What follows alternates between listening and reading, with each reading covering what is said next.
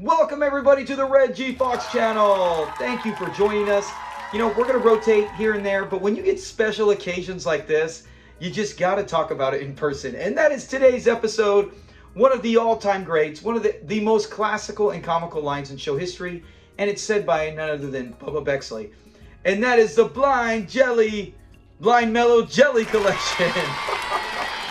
Shake that thing, you gotta shake that thing.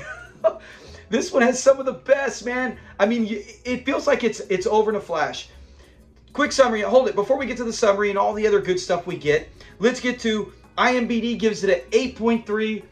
Our Red G Fox channel, man, I'm giving it an 8.5. It's one of the best ever. 8.3 is insane. It's in the top probably 6 episodes when it comes to IMDb ratings from fans and other experts. So we know that it's a classic. We know that it is a fan favorite and it is loved. So let's look at a short clip from it real fast. I feel like celebrating. I'll bring you that, Fred. Hey, you bring anything. Oh man, I love this one. So November 16th, 1973. I wasn't even alive yet, but that was its debut. Season 3, this is episode 10. Now, we just had Father's Day a couple days ago. And of course, if we were not right on the edge of catching up to, you know, in chronological order, the episode Mama's Maybe, Papa's Maybe, I would have done that episode for this week. Kind of like I do the Christmas one every December. But without that, we're right around the corner. So we stuck in order. We're doing this, and there's no way I want to miss this one. So in the summary, Fred starts cleaning out the closet, and he finds some of his old records sung by none other than the fictional made up for just this show. But we'll get some fun facts about the actual singer in the song. But he finds his old classic records, and now he can't stop listening to them. And Lamont comes home, and he's like, hey, we got to get rid of these. He finds a way to get rid of them and still profit off them while, look, Fred can still listen to them in the future.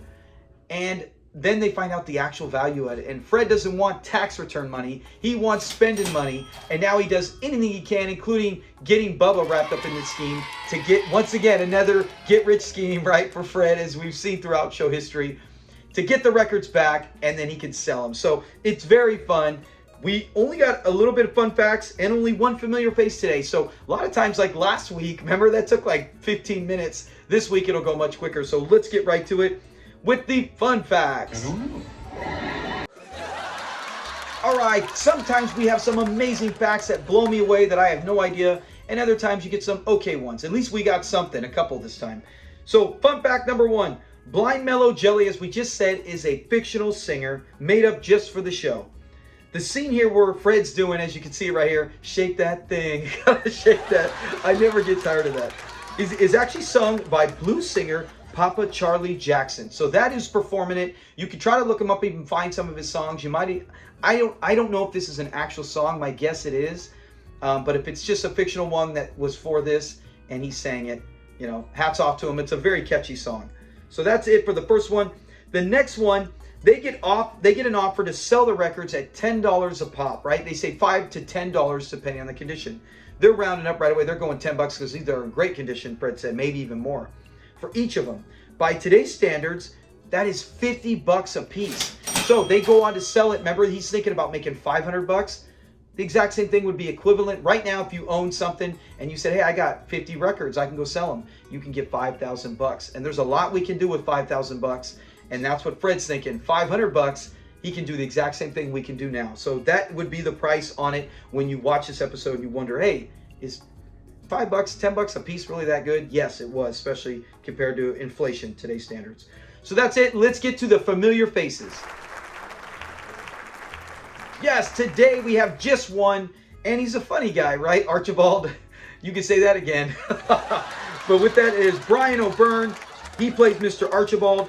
He passed away in 2009, so not too long ago. He was 78 years old.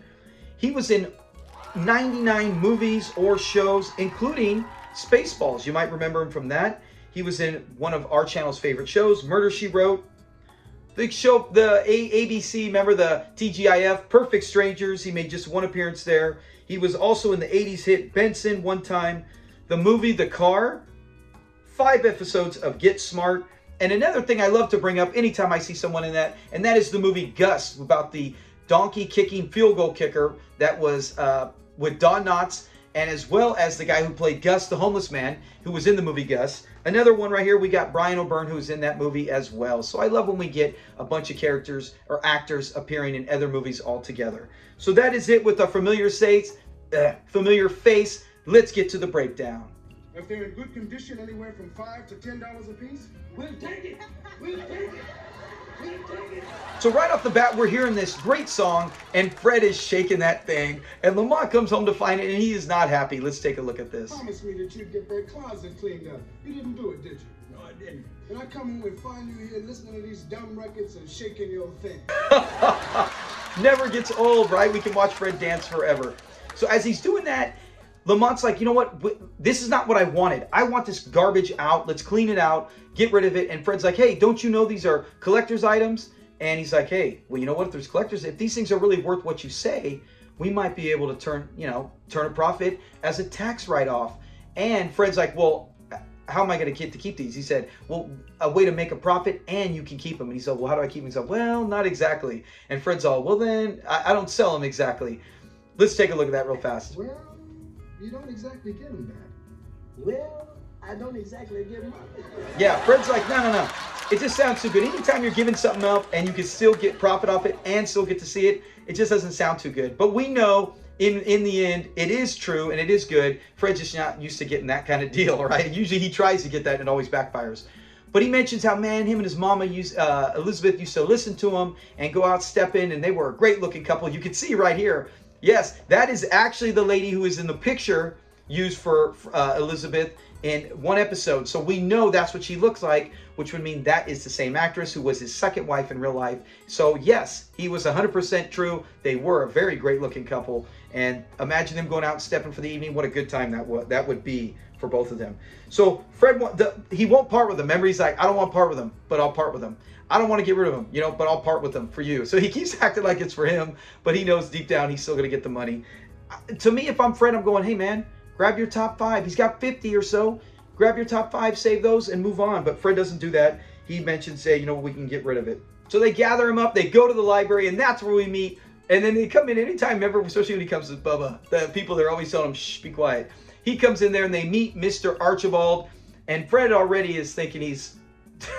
he just thinks there's something up. And he starts telling Lamont, exactly what do you think he... Wait, before we find out what Fred really thinks of Mr. Archibald, he mentions, remember, and he even tells him, oh, when I was a kid, all the librarians were females. They were all women. And he's like, oh, no, there's men and women who do it. And Lamont's even correct him. And he's like, yeah, but, I think this guy's... Let's hear it right here. Let's just go ahead.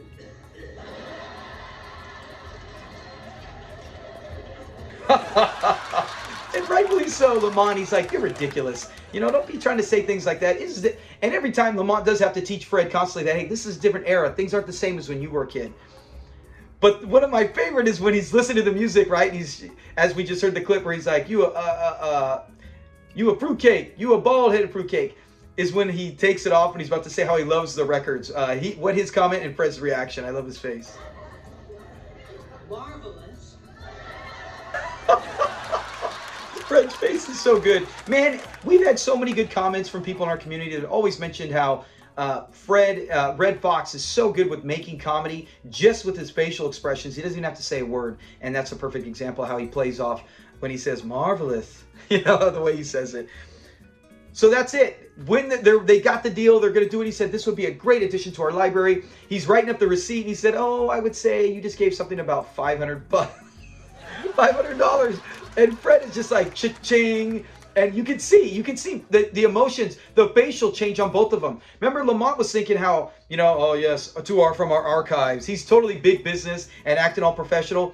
His face, you can see, he's like, you can see it right here. He's trying to change, and you know that he's thinking, ah, crap. My dad is going to give it to me now. Pop is going to be furious. And you can see Fred saying, wait a minute, that's worth, and Fred wants to get it back. And they leave. They take off, and Fred is so furious as he's drilling into his son at home. Rightfully so. And there's so many you should have done this, but they just rushed the gun. But then he starts thinking, if I can find a way to get it back. And then when Bubba comes by, and he starts to try to get Bubba wrapped into this, let's see what happens. There's nothing illegal, immoral, or fattening. Can't be much fun either. I'll see you later. So Bubba's smart. He's like, no. Now I know I don't want any part of it. So he does it. Fred gets it. Bubba takes them. Now they're back at the library, telling more people to shut up. And Mr. Archibald comes out and he said, yes, I remember you. You were the one who brought the blind Mellow jelly collection. And he's like, yeah, but would I be able to get it back? He said, well, basically only if blind Mellow jelly came himself. But he's dead, so you got no luck. And he's all, yeah, but his son ain't. And then Bubba doesn't say it. He's all, yeah, but his son ain't. And he has to shove him. Here we go. We got to see it at least once, right? Son ain't. I want my daddy's records. He says it so. I want to know whose idea it was, because if it was me, I'd have just been like, hey, I want my daddy's records. Give me my daddy's records, where you try to have sympathy. Whoever wrote this or decided this, I wish I could know. The fact that Bubba says it so robotically. Oh my gosh, it's so well. And you know what's funny? I just found out, I'm going to do a short about it like I always do when I find out new things, rehearsing or researching for the channel and the shows. But did you know that the writers, obviously in the studio were predominantly white, and they would write stuff, and I got the name, like I said, I'll do it where I have all the names and facts, but they would run it by, and stuff like Red Fox and the other comedians, and they would say, no, black people don't talk like this. This is not how it is. So that's what's so great about Sanford and Son, is that they would let the cast who actually knew what, just like how Fred brought in LaWanda Page. He said, hey, they're going to love her. Our community's going to love her. Our culture's going to love her. They're going to be screaming in the streets. And he knew that they would always do it. And something about these where they would say, no, that's how white community or white culture might see it, but that's not reality if you want a real taste of what it's like for black culture. And they would let them run it by him. And so I love that. So with a lot of these, now that I'm learning this, I'm going, hey, I wonder who had the influence there. Did they do that? And yeah, I can't wait to do a whole video about that. We got some actual clips that have been cut out or were completely removed because Red Fox would say, that's not what, black people don't do this. That's not what we do. So we'll get to that another day. But then when I see Bubba do this, I wonder, did he think it? Did Fred think it? Who brought it up? So great point right there. But remember, he's trying to say, yeah, Lead Belly? He said, yeah, he said, he got his nickname from blind Mellow jelly, called him Lead Belly. So then he got to name his son Pot. And I love, you can see, let's do the clip right here real quick, because the way Fred looks down, kind of like he's making up on the fly, and he looks down at Bubba's belly, and then he comes up with Pot Belly. Let's view this. Blind Mellow jelly's son, his nickname, Pot Belly. Oh, you never get tired of that. So he's like, yes, and that's when he's all, I want my daddy's records. But the best is when he keeps going and he starts to tell them like how great, how much it would mean to them. And then he finally says, okay, of course, I'll give it to him. And he goes to get him. And then Bubba's so excited. He yells again, but when he has the glass, you see his face. We got to show that. That's one of my favorite clips. This is why we love Bubba. He is like a loyal dog, but then he's got such a good heart. He almost feels like he is like a dog where he's like so innocent. And his reaction's right there. Let's get it right now. Did I say it right, Fred? Oh, listen, you look good, Lead Belly. Pot Belly. You look good, bro. And then they yell it, and he does it one more time, and they're like, shh. He's like, man, Fred's ready to knock out those people in the library. So they get home, and Lamont comes in. He sees that they got the records. So they're all pumped. They're calling. Fred's saying, yeah, we got it. We're going to sell it. And they're celebrating. They start taking shots. They're celebrating. And one of my favorites is, remember when he's getting ready? I was going, I want my daddy. So you don't have to say no more. He said, I'm practicing in case you want to get it back from these guys. Only Bubba would think that. It's smart, right? He's preparing. But what I love is that as they're doing that, doing shots, and they're saying daddy's records, he's doing it, and they want to do it to Thomas Edison, right? Because he invented the records. But how does Bubba mess it up? Oh, to Thomas Jefferson. Yes. And him too. To Thomas Jefferson. And then we get Bubba's great laugh, which is never old. So they're going to sell it. They got it. They got the prices. They know how much it's going to be. This is working out great. And this always happens. Now, we know in other shows, right, someone's going to win the $1 million, or they get this big payday for a new job. Maybe they're going to be a big actor. And then it always falls out. You can't ever have the show get rich because it changes the whole dynamic. So, but this is only 500, which would be even equivalent to 5,000 nowadays. That's not life-changing. That's a good time. But they, again, find a way. We're watching Bubba carry those records. I'm sorry. But I wouldn't even let Bubba carry the box. It's Fred's fault. He's all, here, you better take these too, right? Why does Bubba need to carry both boxes? And I love Bubba's face after. Let's look at this.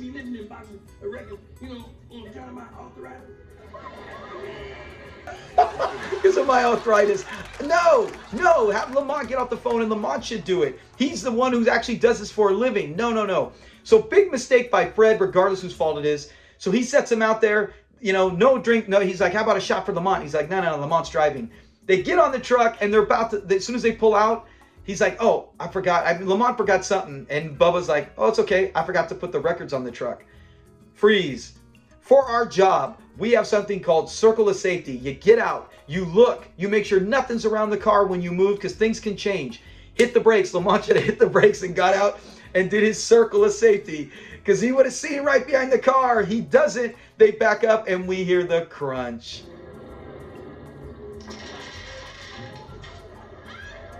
Oh man, no, I hate that. I love this episode, but that part always makes me feel so bad for him because that's a huge payday. So they're all crushed, and it's Bubba's fault, but I still put just as much blame, 50-50, on Fred. That's his fault for doing that. He should know better than to give Bubba those records and carry him out there. So, he's still got one left, and we see Fred at the end playing his music, and he's like, remember, he's been playing it all day, and then Lamont comes back, and he's like, well, why do you want to get rid of this? I've been listening all day, so I'll never forget it. And he's like, but this is part of your memories. He wants it. So he wants that $10 really bad. They're going to, that's like equivalent to $50 now. So, Fred's thinking, hey, I could do a lot of things with $50 or 10, whatever you want to call it. So he's going to sell it, and then he pulls it off. And again, Bubba comes in. He's like, you still mad? And Bubba's like, and Fred being nice, say, no, you can come in, He probably, in real life, he probably would realize, you know what, it's part of my stupidity. We were both drinking. I shouldn't even have trusted you to take him. He should have had Lamont put him on. So he sits there and he's being nice. He forgives him. And he almost sits down on the record. And right when he does that, I know. We all know. You can comment below. We all know that Fred's going to do it. Because he moves it. And he's like, your name would have been Mud. And then when he moves it to his chair, what happens?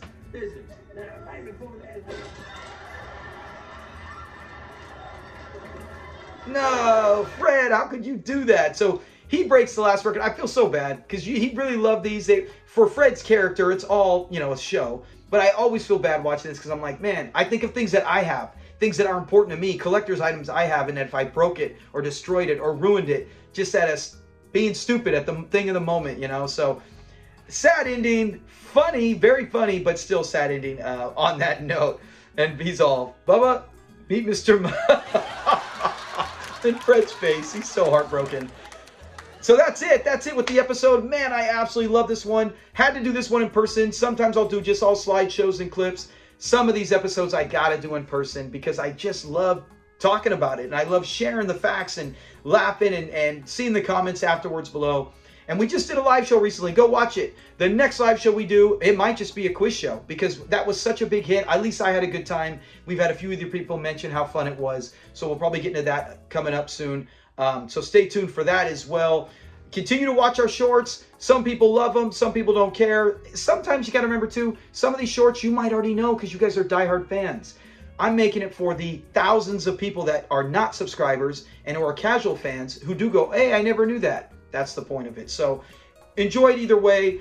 Continue to look for quizzes, trivia, polls, all sorts of fun stuff. We're going to have a new tournament coming up. I love doing those. We just finished the best of season 2. We got to do a new tournament to set up before we do the best of season 3 tournament, which will probably start sometime in August. So have a great week. Thanks. I hope you guys, anyone who's a father out there, you enjoyed your Father's Day. I did. I even had my grandkids with me, so it was a good time. And one more thing before we take off. Power to the Foxes. Power to the Foxes. Yes, that is to our membership. Feel free anytime to join, become a member today to see members-only videos, to get special badges, to get special reactions, all sorts of things, and other things coming down the line as well. But right now we have a member, and you'll get a shout-out every episode, and that is Jim Offit. Thank you very much, Jim, for being 2 months now. 2 months, and you get the updated badges every few months or so, shooting to the best one after a certain amount of time. But have a great week. Comment below, is this 8.5 as I say it? Is this even 9.0? How great is this episode to you? And I know that's a clue of maybe our next tournament coming up. I know this comment would be a top 5 of all time in Sanford and Son history. I want my daddy's records. So be safe and look forward to seeing you guys on Friday. Peace.